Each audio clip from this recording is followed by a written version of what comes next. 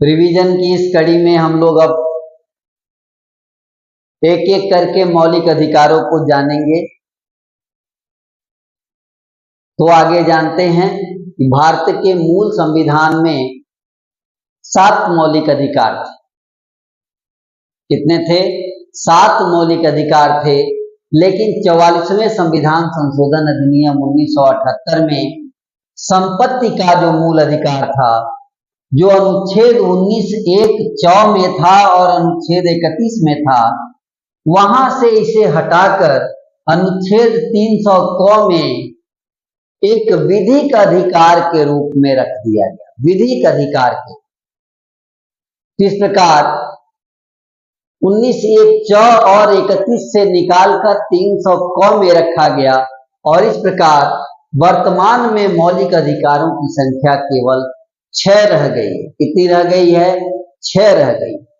आइए उन मौलिक अधिकारों को हम लोग देखें कि कौन से 6 मौलिक अधिकार भारत के संविधान ने हमें प्रदान किए।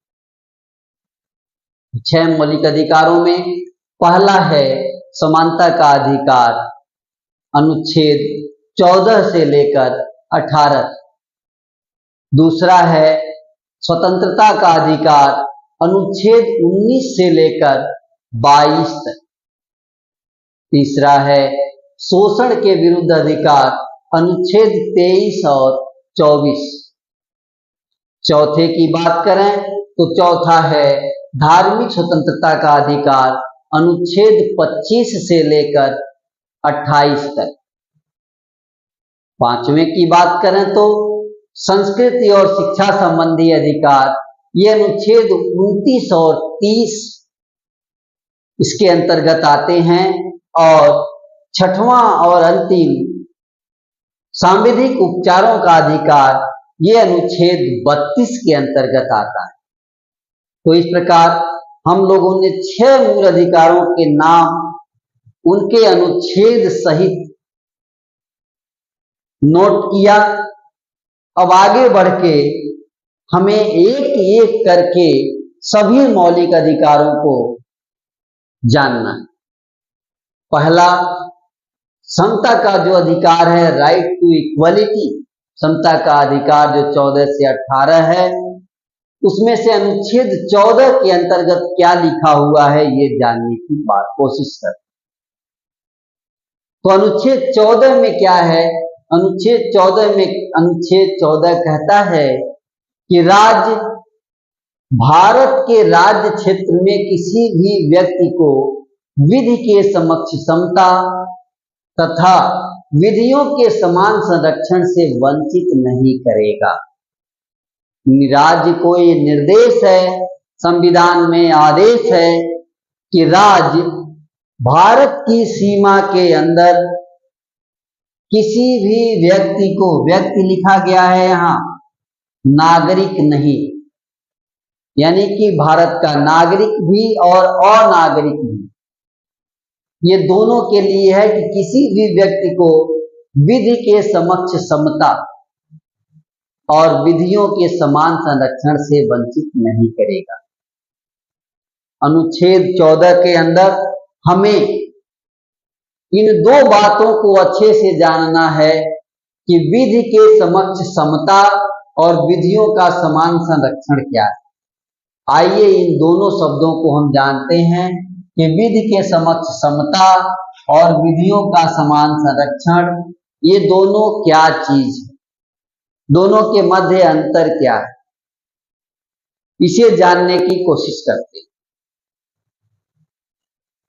एक एक करके विधि के समक्ष समता यह ब्रिटिश मूल से लिया गया है, ब्रिटिश संविधान से लिया गया, जबकि विधियों का समान संरक्षण यह अमेरिका के संविधान से लिया गया है। दूसरी बात यह कहता है कि सभी एक समान, सभी के सभी एक समान, किसी भी व्यक्ति को विशेषाधिकार नहीं, जबकि ये कहता है कि विधि के माध्यम से दिए अधिकार में, यानी विधि के समक्ष समता के अधिकार के अंदर समान परिस्थितियों में समान व्यवहार, समान के साथ समान व्यवहार। असमान के साथ इसका मतलब असमान व्यवहार करेंगे।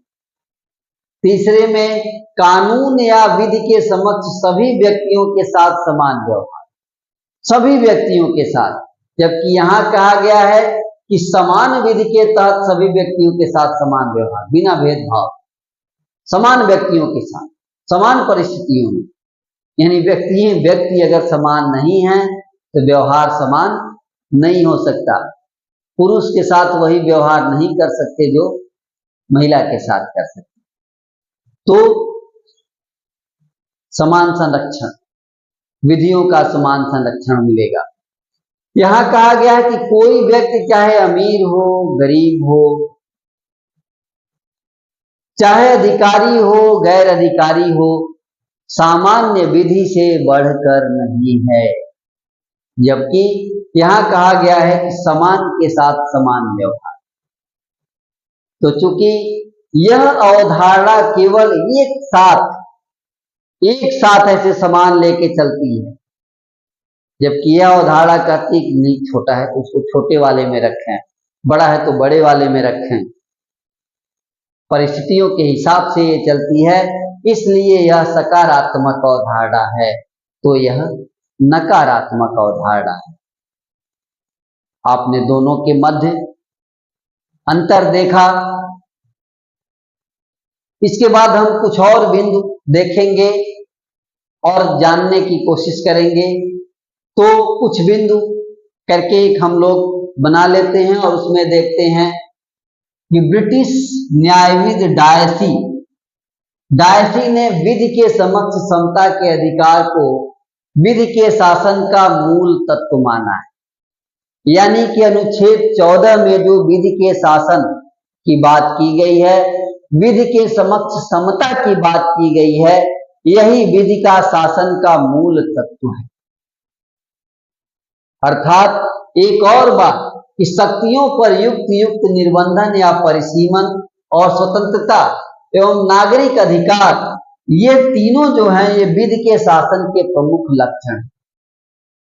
यानी कि स्वतंत्रता, नागरिकों के अधिकार और जरूरत के हिसाब से तार्किक निर्बंधन, रोक, ये सब जो है विधि के शासन के प्रमुख लक्षण हैं। और सर्वोच्च न्यायालय ने भी अनुच्छेद 14 के तहत जो विधि के शासन की बात की गई है, इसे संविधान का मूल तत्व माना है। और ध्यान रहे कि सर्वोच्च न्यायालय ने जिनको संविधान का मूल तत्व मान लिया, मौलिक ढांचा मान लिया, आधारभूत ढांचा मान लिया, बेसिक स्ट्रक्चर मान लिया, उसे संविधान संशोधनों द्वारा भी समाप्त नहीं किया जा सकता। तो विधि के समक्ष समता ये संविधान का मूल ढांचा है और इससे संविधान संशोधन के द्वारा भी इसमें कोई छेड़छाड़ संभव नहीं। इसके अलावा एक संविधानविद जॉन लॉक ने तो ऐसी बात कही है, ये बहुत जरूरी है, जहां कोई विधि नहीं है वहां कोई स्वाधीनता नहीं। इतनी अच्छी बात कि जहां कोई विधि नहीं है वहां कोई स्वाधीनता नहीं, इसलिए स्वतंत्रता के अस्तित्व के लिए विधि का अस्तित्व में होना जरूरी है। और आगे विधि ही स्वतंत्रता की रक्षा करती है, कानून ही स्वतंत्रता की रक्षा कर सकता है। अगर कानून नहीं तो स्वतंत्रता नहीं। तो इस प्रकार कानून 14 में हमने देखा कि विधि के समक्ष समता और उसी के साथ विधियों के समान संरक्षण, इन दोनों में क्या फर्क है, विधि के समक्ष समता का क्या महत्व है। रिवीजन की कड़ी में अनुच्छेद 14 के कुछ अपवाद हैं जिन्हें देखना है कि विधि के समक्ष समता के कुछ अपवाद हैं। Exception of the equality before law, इसे देखना है। तो आइए देखें कौन कौन से अपवाद हैं पहला है, राष्ट्रपति और राज्यपाल के विरुद्ध परमादेश जारी नहीं किया जा सकता। अनुच्छेद 14 का अपवाद, विधि के समक्ष समता का अपवाद, कि राष्ट्रपति और राज्यपाल के विरुद्ध परमादेश जारी नहीं किया जा सकता, यानी न्यायालय राष्ट्रपति और राज्यपाल को परमादेश जारी नहीं कर सकता। अगले बिंदु में, राष्ट्रपति या राज्यपाल जब अपने पद पर बने रहेंगे, पदरत रहेंगे, तो पदरत दायित्वों का निर्वहन करते हुए अगर किसी प्रकार का कोई चैलेंज, कोई चुनौती बनती है तो उसके लिए न्यायालय में कार्यवाही नहीं की जा सकती। ये अनुच्छेद 361 ये अपवाद की व्यवस्था करता है, राष्ट्रपति और राज्यपाल के लिए एक विशेषाधिकार की व्यवस्था करता है। इसके अलावा अन्य जो अपवाद हैं उसमें कोई विदेशी राजनयिक हो, विदेशी शासक हो, संयुक्त राष्ट्र संघ और उसकी एजेंसियां हैं, उन सबको भारतीय न्यायालय की सिविल तथा आपराधिक मामलों से, उसकी अधिकारिता से मुक्ति प्राप्त रहेगी। इनको तो राजनयिकों को, शासकों को, संयुक्त राष्ट्र संघ और उसकी एजेंसियों को। भारत के न्यायालय में कोई भी सिविल और आपराधिक मामले इन पर नहीं चलाए जा सकते। भारत में सांसद लोग, सांसद संसद सदस्य लोग जो अनुच्छेद 105 के तहत और विधायक लोग अनुच्छेद 194 के तहत, इन लोगों को कई विशेषाधिकार प्राप्त है। संसद में सांसद लोग जो भी बात करते हैं उन बातों के लिए न्यायपालिका के प्रति उनकी कोई जवाबदेही नहीं बनती। कुछ भी बोल सकते हैं, कोई जवाबदेही नहीं बनती। सदन के अंदर कुछ भी बोलना उनको विशेषाधिकार प्राप्त है, इसके लिए न्यायालय में चैलेंज नहीं किया जा सकता। अनुच्छेद 361 के तहत मीडिया को भी तमाम अधिकार प्राप्त है। मीडिया को भी कई ऐसे अधिकार प्राप्त हैं जिससे मीडिया भी काफी सबल और सशक्त है और सरकार के खिलाफ, राज्य के खिलाफ तमाम ऐसी एजेंसियां हैं, उनके विरुद्ध मीडिया अपनी बातें रखती। तो इस प्रकार अनुच्छेद 14 समाप्त हुआ। अनुच्छेद 14 के अपवाद आपने देखा। इन अपवादों के बाद अब आप बात करेंगे अनुच्छेद 15 पर। तो आइए आप अनुच्छेद 15 देखें। अनुच्छेद 14 के पश्चात अनुच्छेद 15 कहता है, धर्म, मूल वंश, जन्म स्थान, लिंग और जात, इनके आधार पर किसी भी प्रकार का अगर विभेद है तो उन पर प्रतिबंध लगाया जाता है। यह अनुच्छेद 15 कहता है।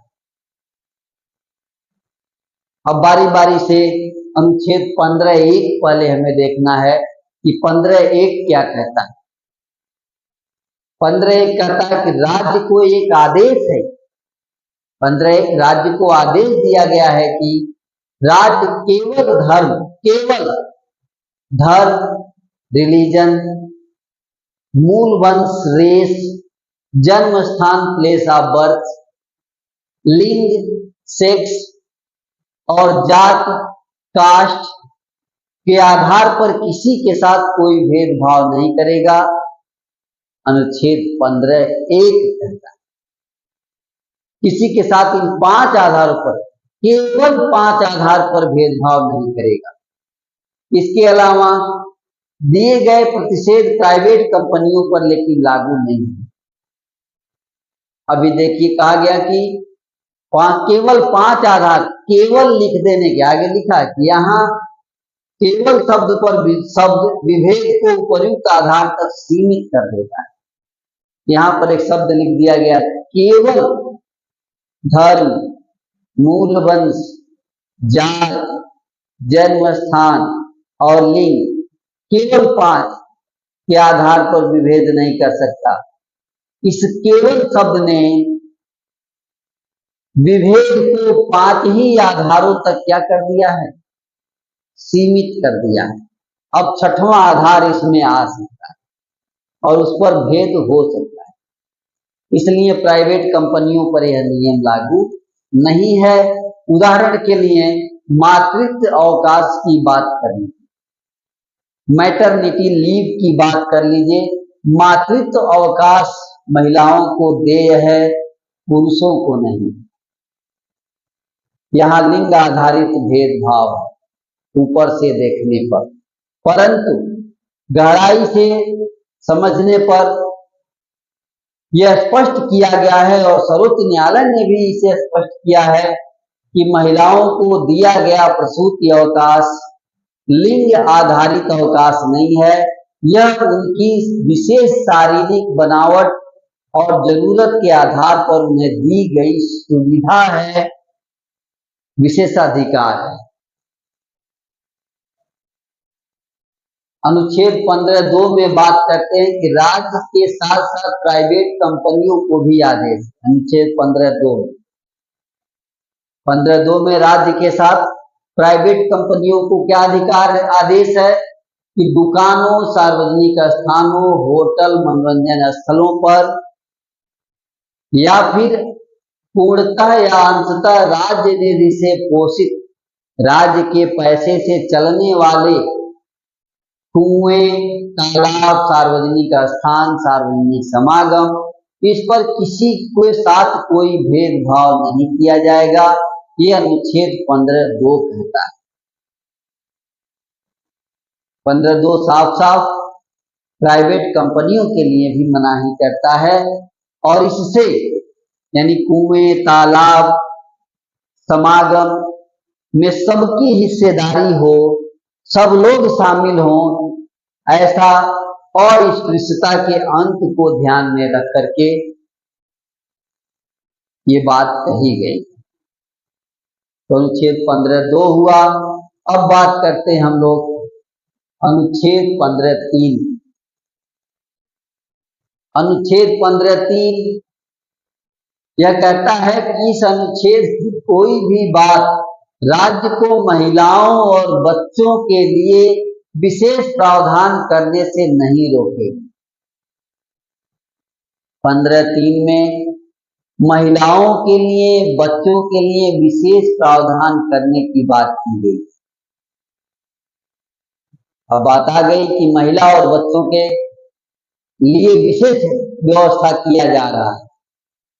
सर्वोच्च न्यायालय के भी निर्णय में महिलाओं को जो प्रसूति अवकाश, महिलाओं के लिए विशेष में प्रसूति अवकाश, जिस पर अभी अभी चर्चा हुई है, प्रसूति अवकाश केवल लिंग आधारित नहीं है, अभी बात हुई है, केवल लिंग आधारित नहीं बल्कि विशिष्ट शारीरिक स्थिति पर आधारित है।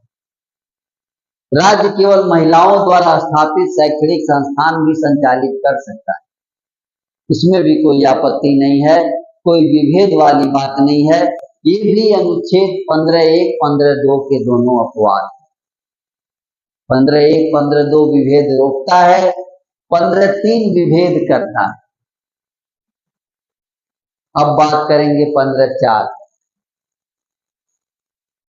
15(1), 15(2) विभेद रोकेंगे, 15(3), 15(4), 15(5) विभेद करेंगे, परिस्थितियों और स्थितियों को ध्यान में रखते हुए, जैसा कि अनुच्छेद 14 में विधियों के समान संरक्षण की बात की गई, जो सकारात्मक अवधारणा है। इसी आधार पर 15(4) में राज्य मेडिकल और इंजीनियरिंग कॉलेजों में विभिन्न जातियों और समुदायों के लिए निश्चित अनुपात में स्थानों को आरक्षित करेगा, यानी शिक्षा में आरक्षण की व्यवस्था 15(4) से कि महिलाओं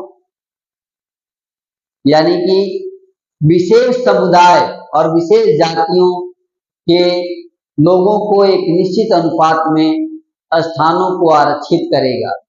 और वो समुदाय कौन से समुदाय? तो सामाजिक तथा शैक्षणिक दृष्टि से पिछड़े समुदाय, पिछड़े वर्ग, अनुसूचित जातियां, अनुसूचित जनजातियां हेतु विशेष प्रावधान करने की बात 15(4) में।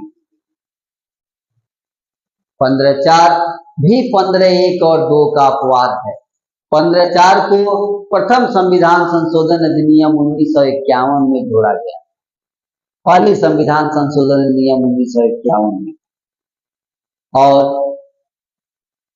शैक्षणिक रूप से पिछड़े वर्गों, अनुसूचित जाति, अनुसूचित जनजाति आदि को विशेष प्रावधान करने की व्यवस्था 15(4) के अंतर्गत की गई।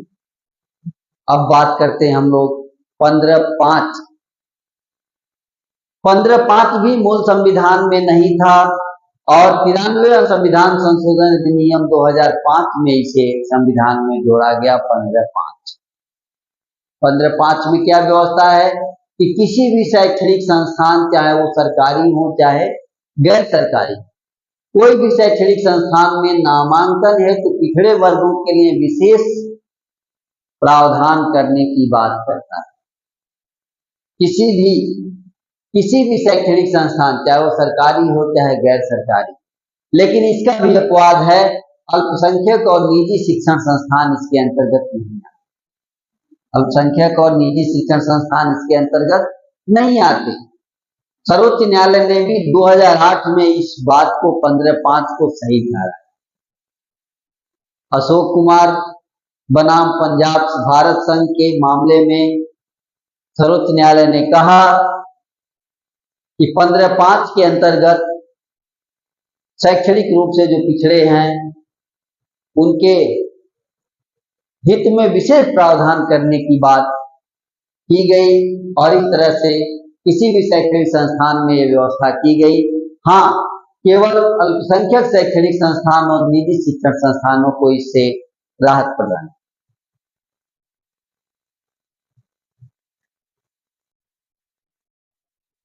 रिवीजन की इस कड़ी में अनुच्छेद 16 की बात हो रही है। अनुच्छेद 16 जो कहता है कि लोक नियोजन के विषय में अवसर की समानता होगी। लोक नियोजन का मामला, सरकारी नौकरियों का मामला, राज्य के अधीन सेवाओं में जो अवसर है उसके समानता की बात करता है अनुच्छेद 16।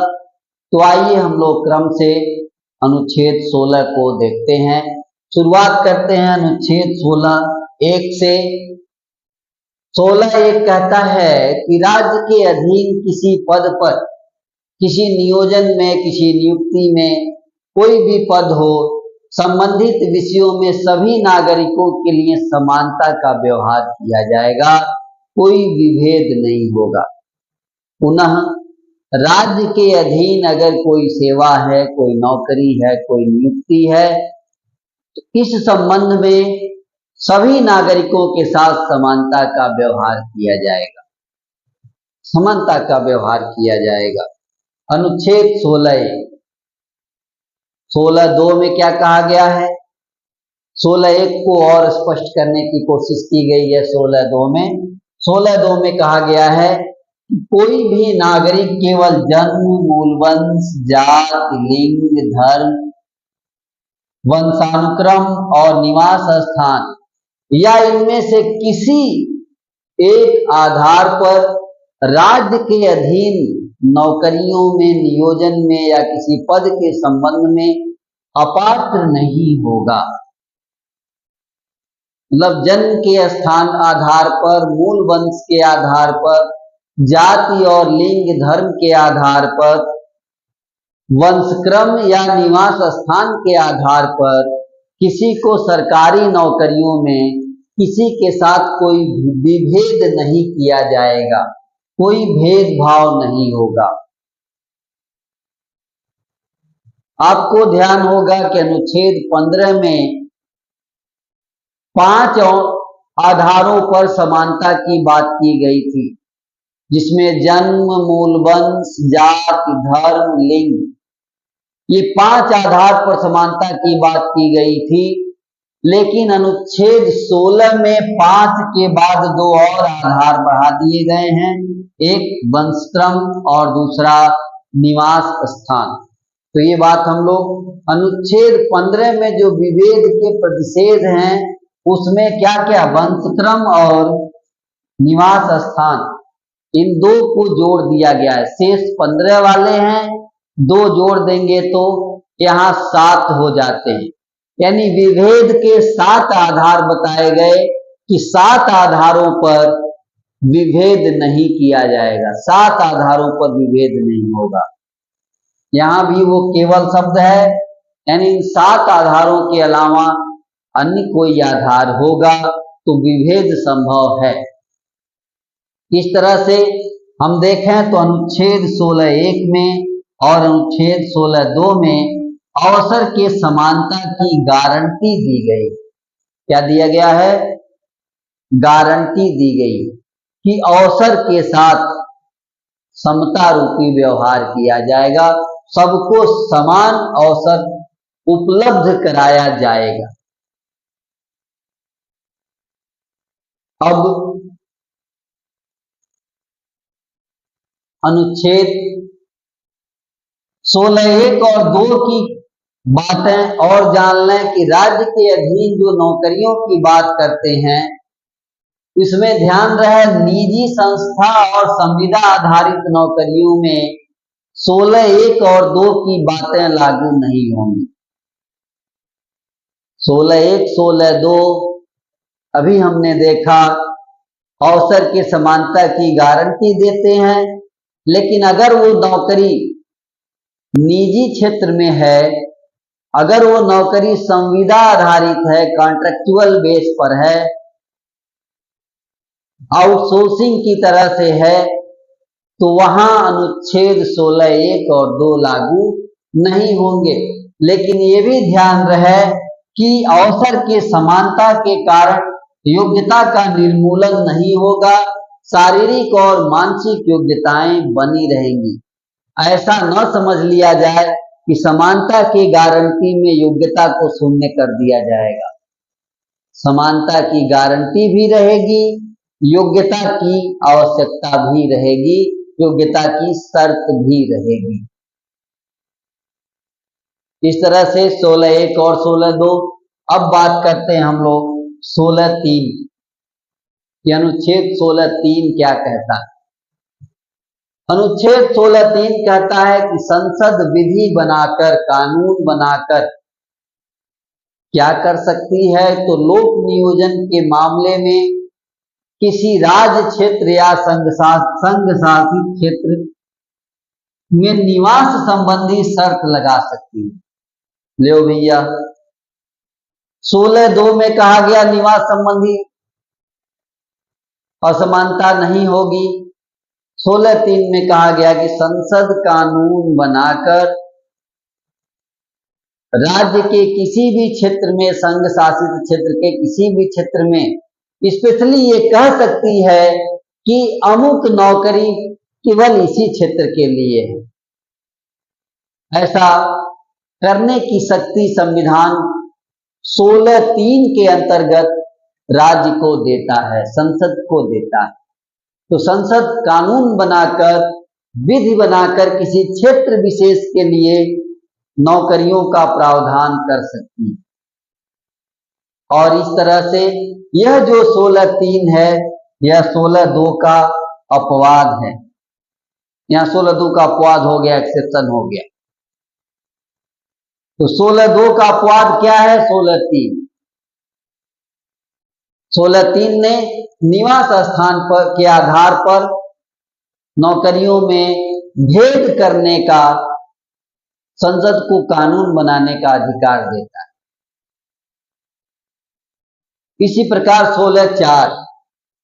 16(4) भी राज्य को कुछ शक्ति देता है।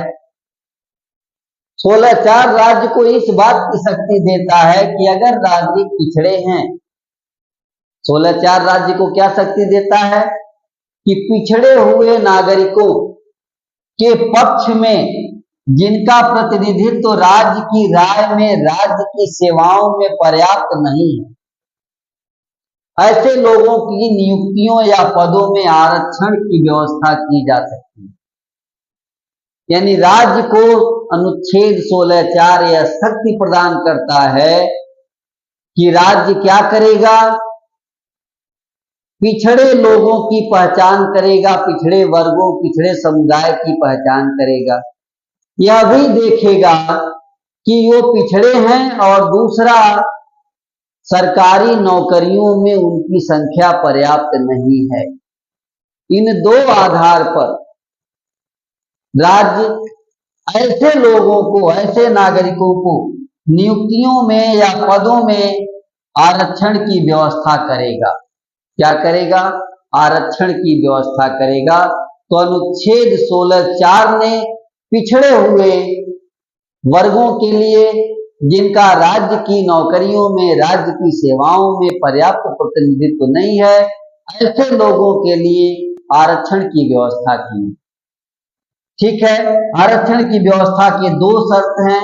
एक कि वह व्यक्ति पिछड़ा हो, नागरिक पिछड़ा हो, और दूसरा राज्य की सेवाओं में उसका प्रतिनिधित्व पर्याप्त न हो, राज्य की सेवाओं में उसकी नौकरियों की संख्या कम हो। तो इस आधार पर उनके प्रतिनिधित्व को बढ़ाने के लिए राज्य ऐसा कर सकता है, और राज्य ने ऐसा किया। और इसी आधार पर पिछड़े वर्ग, अन्य पिछड़े वर्ग, ओबीसी वर्ग को 27% नौकरियों में आरक्षण प्रदान किया गया। इसके लिए हम लोग इसी अनुच्छेद 16 के ही अंतर्गत आगे इसके विस्तार में जानेंगे। तो ये हुआ 16(4).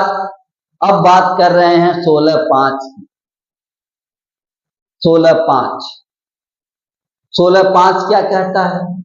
16(5) कहता है कि इस अनुच्छेद की कोई भी बात, इस अनुच्छेद की, अनुच्छेद 16(1) की, 16(2) की, 16(3) की, 16(4),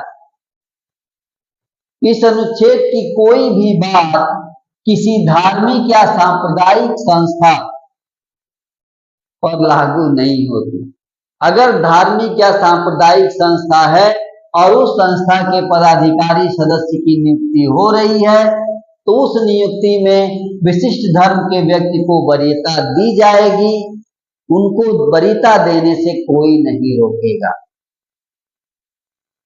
अर्थात अनुच्छेद 16(5) धर्म की स्वतंत्रता की गारंटी देता है, सांप्रदायिक स्वतंत्रता की गारंटी देता है, विविधता और संप्रदायों की विशिष्टता को बनाए रखने की गारंटी देता है कि नहीं, अगर नौकरी या कोई पद या कोई नियुक्ति किसी धार्मिक संस्था में है, किसी सांप्रदायिक संस्था में है, तो वो धर्म या संप्रदाय अपने धर्म संप्रदाय के लोगों को उस पद पर रख सकता है। और इसके लिए अनुच्छेद 16(1), 16(2), 16(3), 16(4) कोई भी उसे रोकेगा नहीं। तो इस प्रकार अनुच्छेद 16 के पांचों खंड 16(1), 16(2), 16(3), 16(4) और 16(5) देखा गया। तो रिवीजन की इस कड़ी में अनुच्छेद 16 से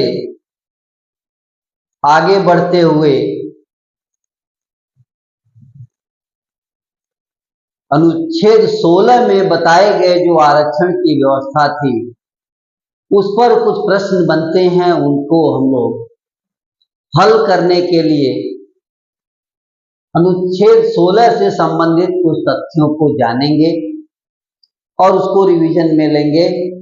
तो सबसे पहले अनुच्छेद 16(4) में जो शर्तें थी, वो शर्तें ये थी कि राज्य पिछड़े वर्ग का पता लगाएगा। राज्य क्या करेगा? पिछड़े वर्ग का पता लगाएगा और ये भी देखेगा कि पिछड़ा वर्ग उसी को घोषित करेगा जो सामाजिक और शैक्षणिक दृष्टि से पिछड़ा हो, साथ ही सरकारी सेवाओं में उसका प्रतिनिधित्व भी कम हो, पर्याप्त ना हो। अगर ये बात राज्य को समझ में आ जाती है तो राज्य पिछड़े वर्ग के लिए आरक्षण की व्यवस्था कर सकता है। ये अनुच्छेद 16(4) कहता है।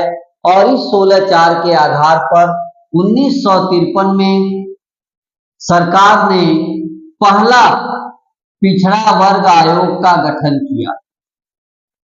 प्रथम पिछड़े वर्ग आयोग का गठन किया 1953 में। उस आयोग के अध्यक्ष का नाम था काका कालेलकर। तो काका कालेलकर की अध्यक्षता में 1953 में प्रथम पिछड़े वर्ग आयोग का गठन किया गया। आयोग की अनुशंसा जो भी थी राष्ट्रपति ने उसे स्वीकार नहीं किया और इस तरह से प्रथम पिछड़ा वर्ग आयोग की अनुशंसाएं और कार्य जो है वो प्रासंगिक न रहे। उसके बाद जनता पार्टी की सरकार ने 1979 में दूसरे पिछड़े वर्ग आयोग का गठन किया। दोबारा पिछड़ा वर्ग आयोग का गठन किया गया 1979 में, जिसके अध्यक्ष थे बीपी मंडल। बीपी मंडल की अध्यक्षता के ही कारण इस आयोग का नाम मंडल आयोग पड़ा। इस आयोग की लोकप्रिय नाम है मंडल आयोग और आयोग का कार्य था कि सामाजिक और शैक्षणिक दृष्टि से पिछड़े वर्ग के लोगों का पता लगाना। सामाजिक और शैक्षणिक दृष्टि से पिछड़े वर्ग के लोगों का पता लगाने का काम आयोग का था। आयोग ने पता लगाया। 1980 में आयोग ने अपनी रिपोर्ट प्रस्तुत की और जाति के आधार पर पिछड़े वर्ग को पहचान करने का जरिया माना, अर्थात जाति के आधार पर पिछड़े वर्ग की पहचान की गई। पिछड़े वर्ग को शिक्षा और रोजगार में 27% आरक्षण देने की सिफारिश किया मंडल आयोग ने। 1990 में वीपी सिंह की सरकार ने दूसरे पिछड़े वर्ग आयोग यानी मंडल आयोग की सिफारिशों को लागू कर दिया। इस तरह से देश में 27% आरक्षण अन्य पिछड़े वर्ग ओबीसी को देने का प्रावधान हुआ। इसके आगे 1991 आया। 1991 में पीवी नरसिंह राव की सरकार थी। पीवी नरसिंह राव की सरकार ने आर्थिक रूप से पिछड़े लोगों को 10% आरक्षण देने की व्यवस्था की।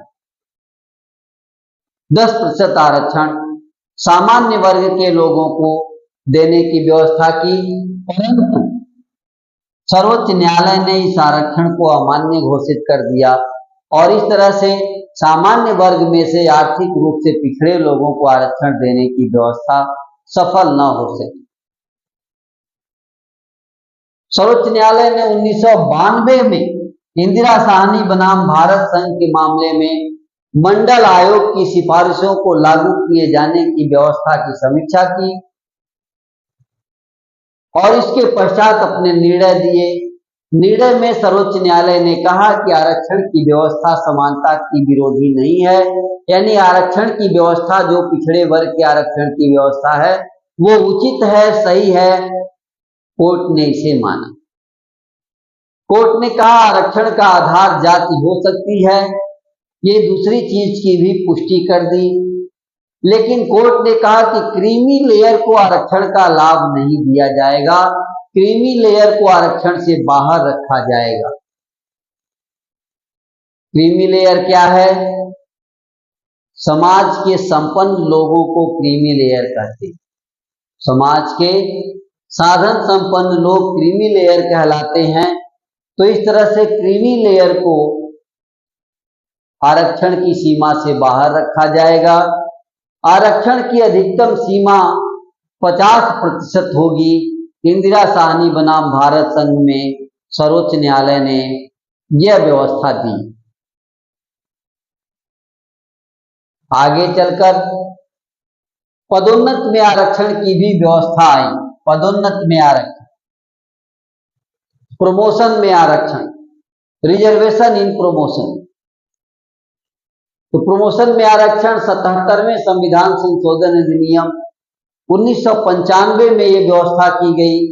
16(4) क जोड़ करके अनुसूचित जाति और अनुसूचित जनजाति के लोगों को पदोन्नत में आरक्षण की व्यवस्था की गई। 77वें संविधान संशोधन अधिनियम 1995 के द्वारा यह व्यवस्था की गई। अनुसूचित जाति, एससी और एसटी के लिए, अनुसूचित जनजाति के लिए पदोन्नति में आरक्षण की व्यवस्था की गई और 85वें संविधान संशोधन अधिनियम 2001 में अनुसूचित जाति और अनुसूचित जनजाति के जो आरक्षण के नियम थे उसमें परिणामी ज्येष्ठता की व्यवस्था लागू की गई।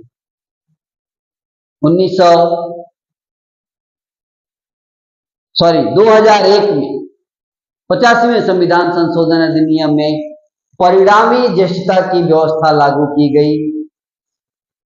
ऐसा करने के पीछे कारण यह था कि ज्येष्ठता, प्रमोशन में जो रिजर्वेशन था, पदोन्नति में जो रिजर्वेशन थी, यह पूरी तरह से सफल हो सके, इसके लिए परिणामी ज्येष्ठता की व्यवस्था की गई।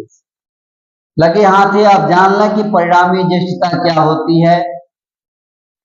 तो परिणामी ज्येष्ठता का मतलब कि पदोन्नति में आरक्षण के कारण अगर कोई कर्मचारी पदोन्नति प्राप्त करता है तो उसकी ज्येष्ठता, पदोन्नति प्राप्त करके सीनियर हो जाता है, ज्येष्ठ हो जाता है, तो उसकी ज्येष्ठता स्थायी होगी। इसे कहते हैं परिणामी ज्येष्ठता की व्यवस्था। यदि कोई कर्मचारी अनुसूचित जाति, अनुसूचित जनजाति का कोई कर्मचारी पदोन्नति में आरक्षण के कारण ज्येष्ठता प्राप्त करता है तो उसकी ज्येष्ठता स्थायी होगी। इसे ही न्यायालय ने परिणामी ज्येष्ठता बताया।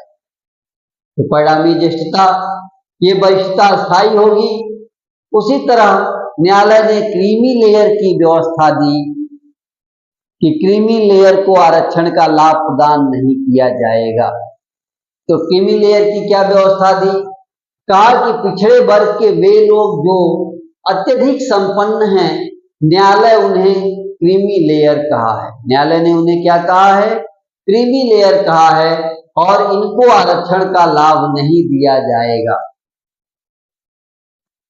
आज की तिथि में सितंबर 2017 में क्रीमी लेयर का जो मानदंड था 6 लाख से बढ़ाकर उसे 8 लाख कर दिया गया, अर्थात 8 लाख रुपए से अधिक वार्षिक आय वाला पिछड़े वर्ग का व्यक्ति नहीं माना जाएगा, उसे आरक्षण का लाभ प्रदान नहीं होगा। इसके अलावा एक और आरक्षण की बात करेंगे हम लोग, और वह आरक्षण है अनारक्षित वर्ग में से, जिसे सामान्य वर्ग भी कहते हैं। सामान्य वर्ग में से आर्थिक रूप से कमजोर लोगों को 10% आरक्षण देने की व्यवस्था। तो आर्थिक रूप से कमजोर लोगों को 10% आरक्षण देने की व्यवस्था की गई है।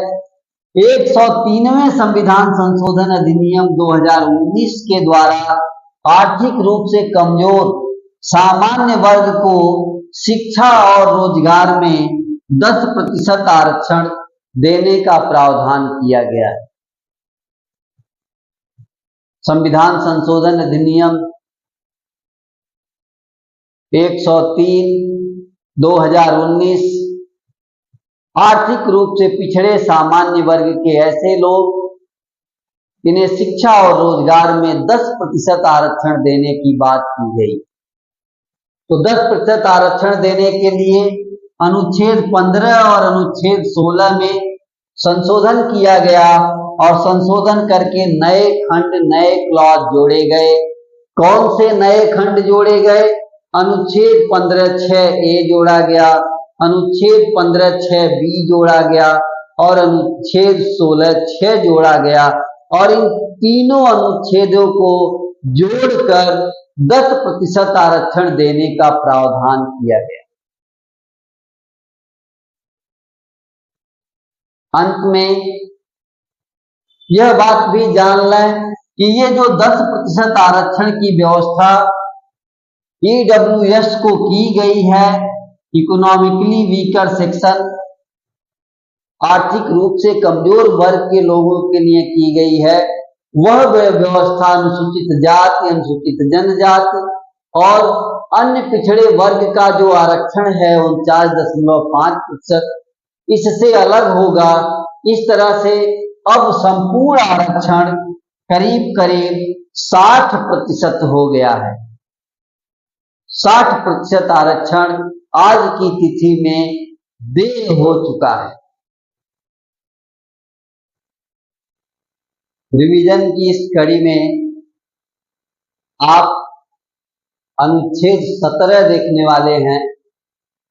अनुच्छेद 17 जिसे हम कहते हैं अस्पृश्यता का अंत, एबोलिशन ऑफ अनटचेबिलिटी, अस्पृश्यता, छुआछूत का अंत, छुआछूत जैसे भाव का अंत करने के लिए अनुच्छेद 17 में यह प्रावधान किया गया। तो अनुच्छेद 17 क्या कहता है ये देखिए। अनुच्छेद 17 यह घोषणा करता है, क्या कहता है? कहता है अस्पृश्यता का अंत किया जाता है। क्या कहता है? कहता है अस्पृश्यता का अंत किया जाता है और किसी भी रूप में इसका आचरण निषिद्ध किया जाता है। यानी अगर इसका आचरण होता है तो किसी भी रूप में इसके आचरण को स्वीकार नहीं किया जाएगा। यह निषिद्ध है, कानूनन जुर्म है, अपराध। अस्पृश्यता से उपजी निर्योग्यता, इस शब्द को ध्यान रखेंगे कि अस्पृश्यता के कारण अगर किसी व्यक्ति को निर्योग्य ठहराया जाता है, अयोग्य ठहराया जाता है, इस कारण से कि वो किसी को अछूत करके अगर आप अयोग्य ठहराते हैं तो ऐसा करना अपराध होगा और इसके लिए विधि के अनुसार, कानून के अनुसार दंड दिया जाएगा। तो एक लाइन में छुआछूत को रोक दिया गया है, छुआछूत को समाप्त कर दिया गया है और इसका आचरण करने वाले को विधि के अनुसार दंड मिलेगा। उसके आगे अनुच्छेद 17 और अनुच्छेद 35, अनुच्छेद 17 और अनुच्छेद 35, ये दो अनुच्छेद संसद को वह शक्ति प्रदान करते हैं कि संसद अस्पृश्यता के मामले में कानून बनाए और कानून बना करके अस्पृश्यता का निवारण करे, छुआछूत का निवारण करे, छुआछूत को समाप्त करे और इसके लिए ऐसा आचरण करने वाले को दंड मिले, इसकी व्यवस्था संसद को ऐसा करने का अधिकार प्रदान किया गया और संसद ने ऐसा किया। 1955 में अस्पृश्यता निरोधक अधिनियम 1955 संसद ने बनाया। क्या बनाया? अस्पृश्यता निरोधक अधिनियम 1955।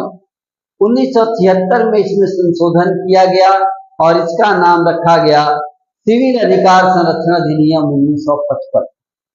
सिविल अधिकार संरक्षण अधिनियम 1955। सिविल को बाद में 1977 में नागरिक कर दिया गया और फिर नागरिक अधिकार संरक्षण अधिनियम 1977 कर दिया गया और छुआछूत को पूरी तरह से अपराध घोषित किया गया। अपराध दंड के रूप में इसे अपराध की श्रेणी में रखा गया। इतना ही नहीं, उससे भी आगे बढ़ करके 1989 में 30 जनवरी 1990 के दिन एक कानून लागू हुआ। उस कानून का नाम है अनुसूचित जाति, अनुसूचित जनजाति अत्याचार निवारण अधिनियम 1989। तो अनुसूचित जाति, अनुसूचित जनजाति अत्याचार निवारण अधिनियम 1989 यह बनाया गया और 1990 में इसे 30 जनवरी 1990 में शहीद दिवस, गांधी जी का जो निधन दिवस है, उस तिथि को लागू किया गया। इसे इसका उद्देश्य ये था कि सिविल सोसाइटी या यूं कहिए कि अनुसूचित जाति और अनुसूचित जनजाति के खिलाफ किए जाने वाले अपराधों का निवारण किया गया इस अधिनियम के द्वारा। और इस अधिनियम में राहत और पुनर्वास की व्यवस्था भी की गई कि अगर पक्ष ज्यादा पीड़ित है, उजड़ गया है, अगर उसके खिलाफ बहुत सारे उत्पीड़न हो गए हैं तो उसके लिए राहत पुनर्वास की भी व्यवस्था की गई है। एक शब्द जो कई बार परीक्षाओं में पूछा गया है जिसका नाम है एट्रोसिटीज एक्ट। प्रतियोगी एक कंफ्यूज हो जाते हैं, उनको लगता है कि एट्रोसिटीज एक्ट कोई अजीब सा नया सा एक्ट आ गया, तो ध्यान रहे कोई नया सा एक्ट नहीं है। एट्रोसिटीज एक्ट 1989, इसे ही अनुसूचित जाति अनुसूचित जनजाति उत्पीड़न निवारण अधिनियम 1989 कहते हैं। एक यही है, नाम उसका है एट्रोसिटीज। एट्रोसिटीज का मतलब अपराध जैसा कारनामा, क्रूर कृत्य, और क्रूर कृत्यों के खिलाफ अनुसूचित जाति और अनुसूचित जनजाति यानी दलितों को दिया जाने वाला एक संरक्षण वाला कानून अनुच्छेद 17 में दिया गया, ताकि समानता का जो व्यवहार है वो पूरी तरह से पालन हो सके। और इस आधार पर अनुसूचित जाति अनुसूचित जनजाति अत्याचार निवारण अधिनियम, उत्पीड़न निवारण अधिनियम या सिविल अधिकार अधिनियम, इन सब में नाम का फर्क है लेकिन कानून करीब करीब एक ही। इस तरह से अनुच्छेद 17 की बात पूरी होती है।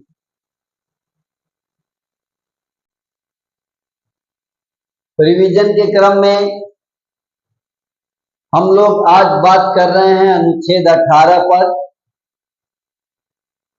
अनुच्छेद 18 जो उपाधियों का अंत करता है, क्या करता है? उपाधियों का अंत करता है, टाइटल समाप्त करता है, क्योंकि ये समता का अधिकार का खंड है। तो समता के अधिकार में अगर किसी व्यक्ति के नाम के साथ कुछ राजा, सम्राट, राय बहादुर या कुछ भी विशेष उपाधि किसी व्यक्ति के नाम के साथ हो तो फिर ये समता के अधिकार को कम करता है या समता के अधिकार की गारंटी समाप्त हो जाती है। इसलिए संविधान निर्माताओं ने अनुच्छेद 18 में उपाधियों का अंत किया। ढेर सारी उपाधियां थी, विदेशों से प्राप्त, भारत के अंदर तमाम उपाधियां थी जिन्हें अनुच्छेद 18 के द्वारा समाप्त कर दिया गया।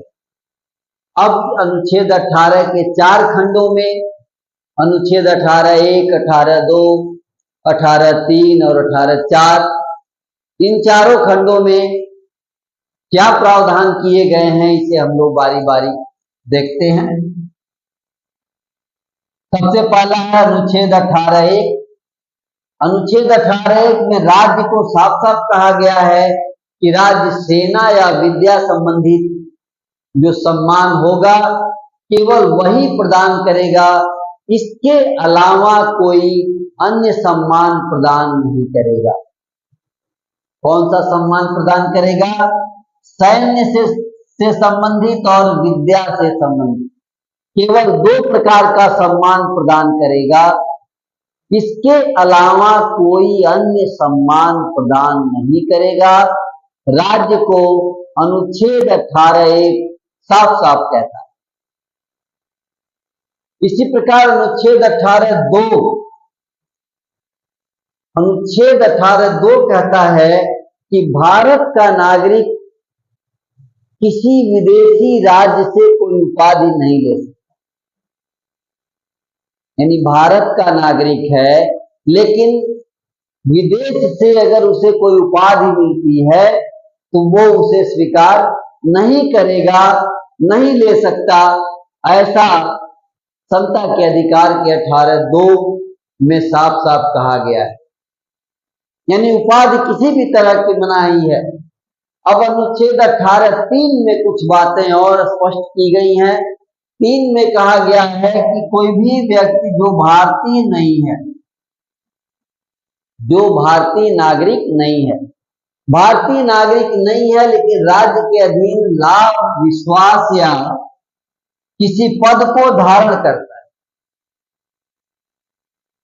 कोई व्यक्ति जो भारतीय नागरिक नहीं है लेकिन भारत में कोई लाभ का पद, विश्वास का पद धारण करता है, अगर ऐसा करता है तो उसे भी विदेशी राज्य से उपाधि ग्रहण करने की मनाही है।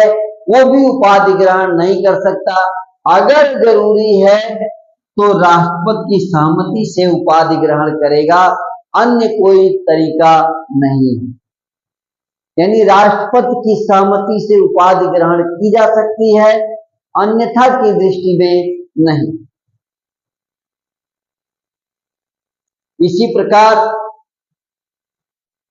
अनुच्छेद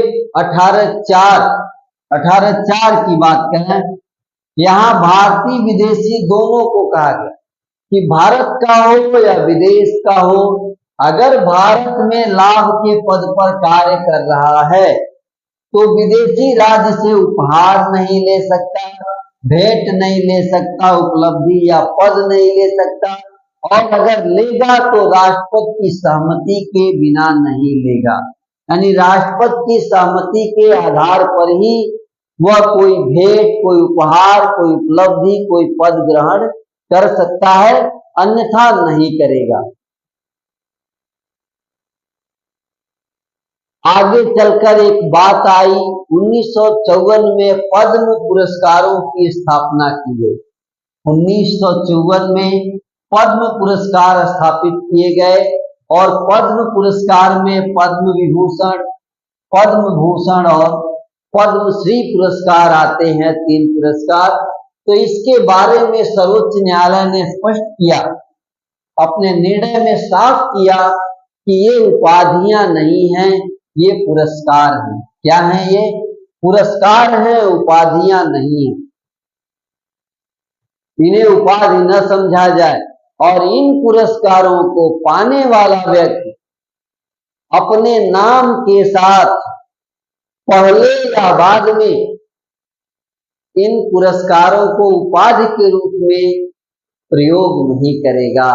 पहले या बाद में, यानी ये नहीं कहेगा कि पद्म विभूषण फला, ऐसा नहीं लिखेगा। वह पहले बाद में उपसर्ग या प्रत्यय के रूप में इसका इस्तेमाल नहीं करेगा। ऐसा करने के लिए साफ साफ मनाही है। तो ये रहा आपका अनुच्छेद 18 और उससे संबंधित उसके चारों खंड।